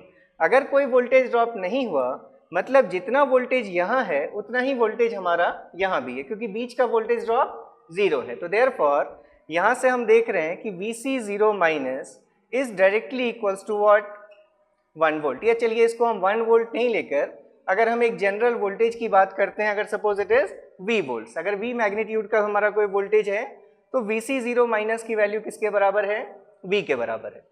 ये आपको पता चल गया तो अब हम इसका क्या बना सकते हैं, ट्रांसफॉर्म नेटवर्क। तो अब हम इसका ड्रॉ कर रहे हैं transform network for t greater than equals to 0। तो अब हमारा स्विच 2 से कनेक्टेड है, ये हमारा वोल्टेज सोर्स अब डीएक्टिवेटेड है, जिसका लैप्लास अगर हम लिखते तो हम V/S लिखते। ठीक है, लेकिन अब ये टर्मिनल हमारा कनेक्टेड नहीं है, टर्मिनल हमारा अब ये कनेक्टेड है 2 और इसके साथ हमने ये रजिस्टर बनाया और कैपेसिटर का रिप्लेसमेंट हमें दो चीज़ें लेनी है, एक ब्लॉक 1/CS इम्पीडेंस का और एक ब्लॉक हमें लेना है VC0 minus upon S। VC0 minus की वैल्यू V है तो हम इसको वैल्यू को क्या लेंगे, V अपॉन S। यहाँ से लेकर यहाँ तक का जो टोटल वोल्टेज है वो हमारे कैपेसिटर का वोल्टेज है जो पहले Vc ऑफ t के नाम से गिवन था। तो लैप्लास डोमेन में हम उस वोल्टेज को क्या लिख सकते हैं, Vc ऑफ S लिख सकते हैं। ठीक है, जो करंट हमारे पास गिवन था ये करंट है हमारा, क्या अगर हम लैप्लास डोमेन में बात कर रहे हैं तो इसको हम I ऑफ S से लिख लेते हैं। ठीक है, हमें ये करंट की वैल्यू फाइंड करनी है, ये रजिस्टर है। ठीक है, अब आपको बिल्कुल सिंपल दिख रहा है, एक सिंगल लूप सर्किट है, इसमें आप नॉर्मल KVL इक्वेशन अप्लाई कीजिए। करंट जहाँ जहाँ से एंटर हो रहा है वहाँ पर वोल्टेज की पोलैरिटीज आप जो भी पैसिव एलिमेंट्स हैं उनमें प्लस पुट कर दीजिए। ठीक है, तो अगर आप वोल्टेज इक्वेशन लिखेंगे KVL तो आप लिखेंगे R times I of S plus 1/CS times I of S and plus V upon S is equals to 0। R into current I of S plus 1/CS into current I of S plus ये voltage V of S is equals to 0। तो अगर आप I of S common कर लें then it is R plus 1/CS and it is equals to minus of V upon S।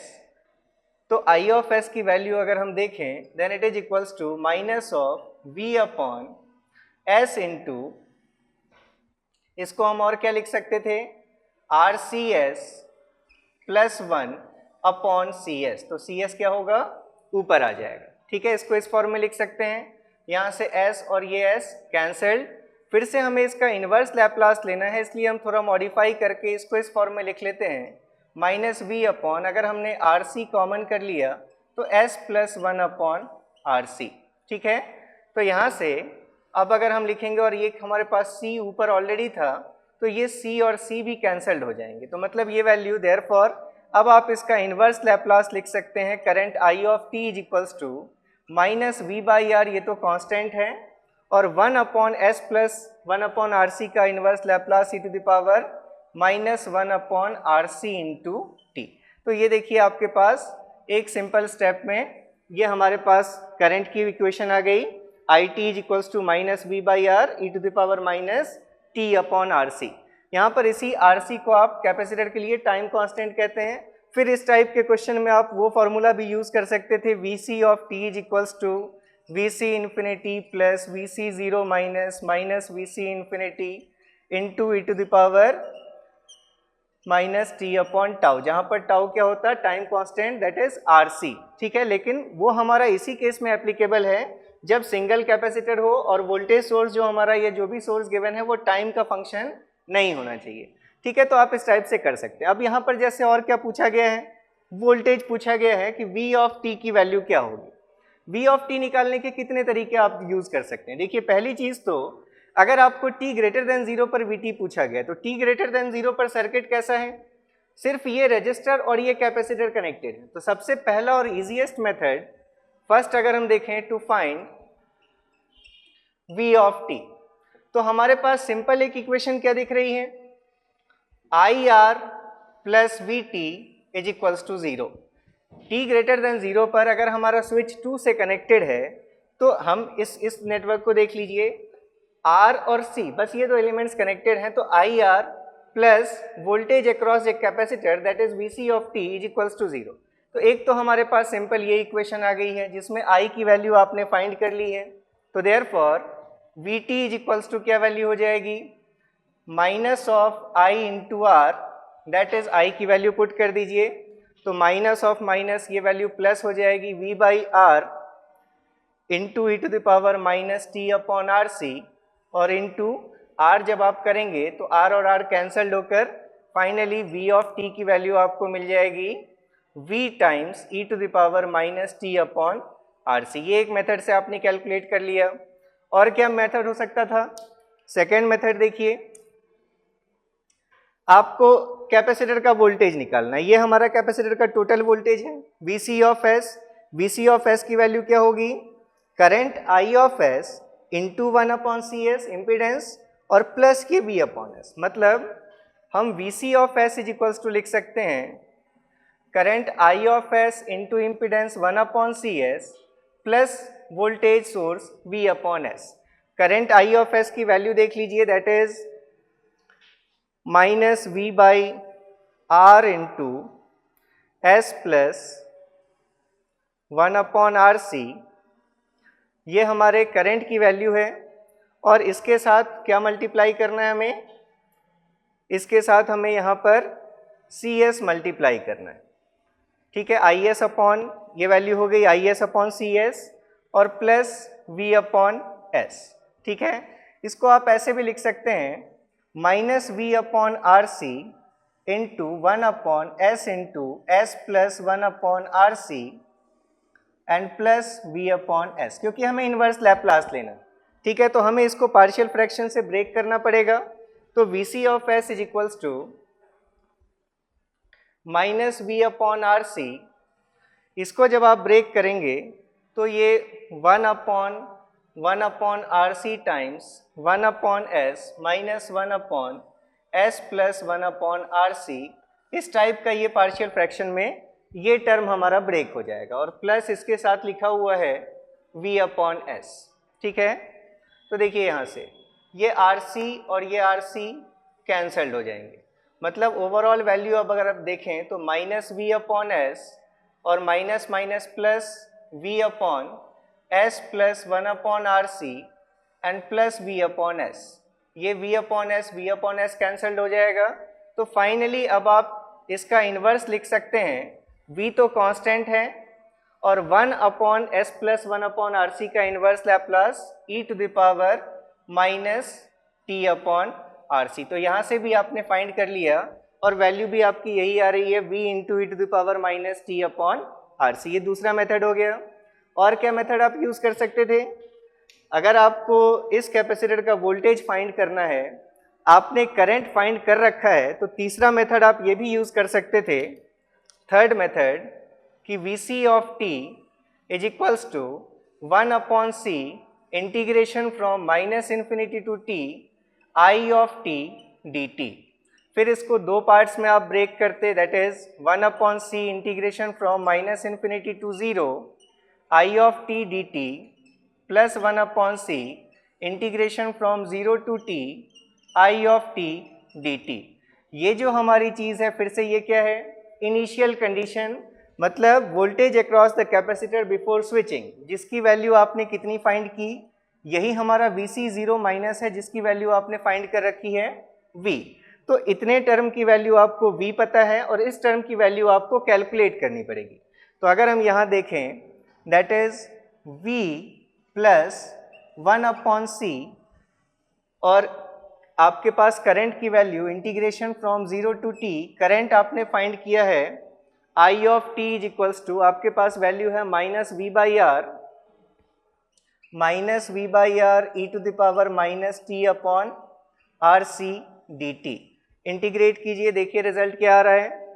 Therefore VC of t is equals to V plus 1/C into -V/R, ये constant बाहर कर लीजिए, e⁻−t/RC का जब आप करेंगे इंटीग्रेट तो ये -RC times e⁻−t/RC, limits are from 0 to t। ये RC और RC कैंसल्ड हो जाएगी value, V minus V into जब आप t पुट करेंगे तो e⁻−t/RC और माइनस जब आप 0 पुट करेंगे तो 1। तो ये साइन हमारा, ये माइनस और ये माइनस प्लस है। अब अगर आप इसको ओपन करें तो V प्लस V e⁻−t/RC और माइनस V, ये V और ये V cancelled, therefore VC of t is equals to V into e⁻−t/RC। तो यहाँ से भी आपके पास वही रिजल्ट आ रहा है जो यहाँ से आ रहा था या फिर इसके पहले आ रहा था। तो आप इस टाइप के 2-3 तरह से आप नेटवर्क के प्रॉब्लम्स को आप सॉल्व कर सकते हैं। तो ये तो हमारा सिंगल कैपेसिटर का क्वेश्चन था। अगर हम एक क्वेश्चन और ले लें, जिसमें सपोज इस टाइप का कोई क्वेश्चन है आपके पास,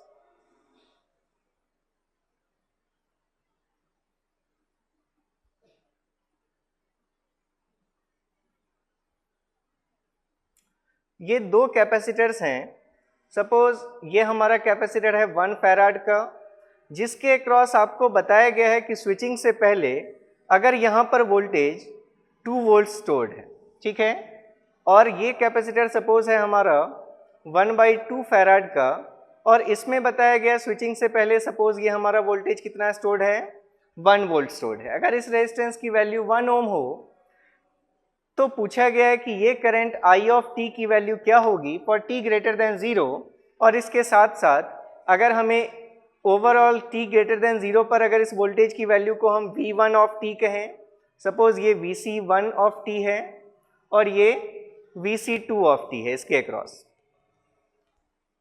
ठीक है। ये हमारा इनिशियल वोल्टेज गिवन है V2 के लिए 1 वोल्ट और V1 के लिए 2 वोल्ट, और t ग्रेटर देन 0 पर वोल्टेज को अगर हम VC1 और VC2 नाम दे रहे हैं तो पूछा गया है कि find I of t, VC1 of t and VC2 of t for t greater than 0, ठीक है।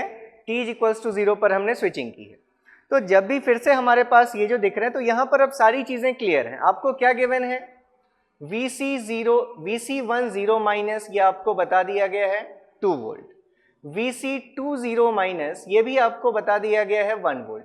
मतलब हम इन दोनों कैपेसिटर्स को जब रिप्लेस करेंगे ट्रांसफॉर्म डोमेन में तो दोनों के लिए एक CS 1/CS का इम्पीडेंस ब्लॉक भी लेंगे और एक VC0 माइनस अपॉन S का वोल्टेज सोर्स भी लेंगे। इन दोनों ही के लिए ही दोनों कैपेसिटर की वैल्यू आपको गिवन है 1 फैराड और 1/2 फैराड। तो अगर हम देखें अब अपना ट्रांसफॉर्म नेटवर्क, अगर हम ड्रॉ करें transform network for t greater than 0, तो अब इस कैपेसिटर में हमने एक 1/CS का हम ब्लॉक लेंगे। तो C की वैल्यू इस कैपेसिटर के लिए 1 है, तो 1/CS की वैल्यू क्या हो जाएगी, 1/S। और इसके साथ हम यहाँ पर ये वैल्यू क्या लेते हैं, VC0 minus upon S। VC0 minus की वैल्यू कितनी है फर्स्ट के लिए 2 वोल्ट, तो यहाँ पर वैल्यू कितनी लेंगे हम 2/S।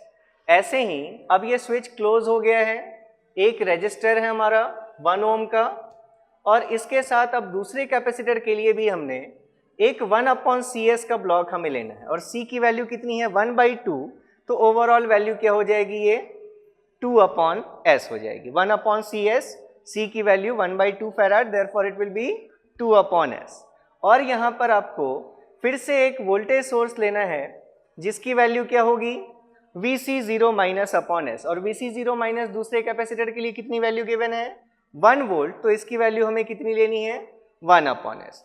अब पोलैरिटीज देखिए कैसी होगी। करंट अगर हम कह रहे हैं कि इस डायरेक्शन में हमारा करंट फ्लो कर रहा है I/S, तो हमेशा जब आप करंट को फ्लो करवाएंगे तो जो आपका इम्पीडेंस ब्लॉक है उस ब्लॉक में हमेशा करंट कैसा होगा, पॉजिटिव टर्मिनल से एंटर होगा। ये इम्पीडेंस ब्लॉक है तो यहाँ पर पोलैरिटी कैसी होगी, अपोजिट।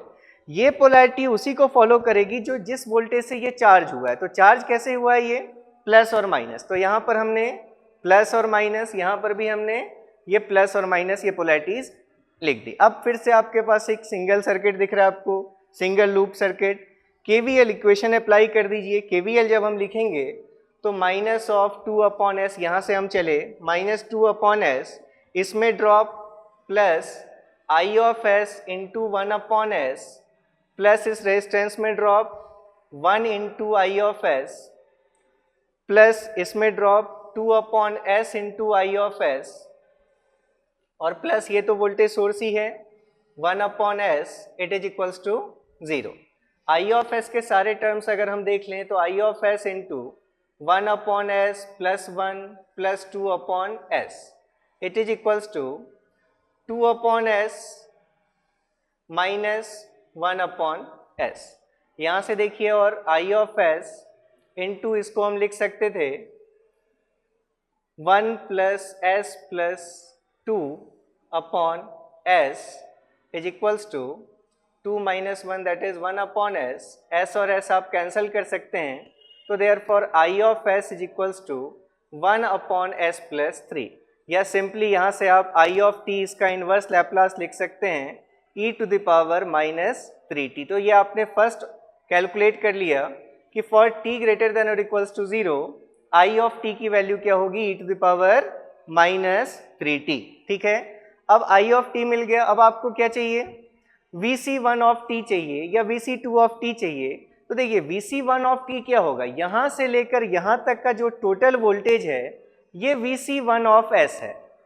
फर्स्ट कैपेसिटर के क्रॉस टोटल वोल्टेज, यहां से लेकर यहां तक का टोटल वोल्टेज आपको Vc1 ऑफ s मिलेगा। ऐसे ही यहां से लेकर यहां तक का जो टोटल वोल्टेज होगा वो क्या होगा, Vc2 ऑफ s होगा। तो आपको जो भी वोल्टेज कैलकुलेट करना है, सपोज हमें अगर Vc1 कैलकुलेट करना है तो क्या लिखेंगे हम Vc1 की वैल्यू, Vc1 ऑफ s अगर हमें कैलकुलेट करना है तो Vc1 ऑफ s की वैल्यू क्या होगी, अगर हम यहां से देखें तो नेगेटिव हमारा मतलब ये टोटल वोल्टेज अगर हमें देखना है तो that is minus of Is into 1/s और प्लस वोल्टेज 2/s। ठीक है, तो इस वैल्यू को कैलकुलेट कर लीजिए। I ऑफ s की वैल्यू कितनी है, that is -1/s into s plus 3।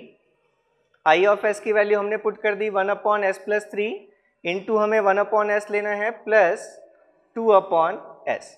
ये Vc1 ऑफ s की वैल्यू आ गई। अगर आपको फाइनली इसको इनवर्स लैप्लास लेना है तो इसको ब्रेक कर लीजिए पार्शियल फ्रैक्शन से, that is -1 into 1/3 into 1/s minus 1/s plus 3 और plus 2/s, that is -1/3 into 1/s plus 1/3 into 1/s plus 3 and plus 2/s।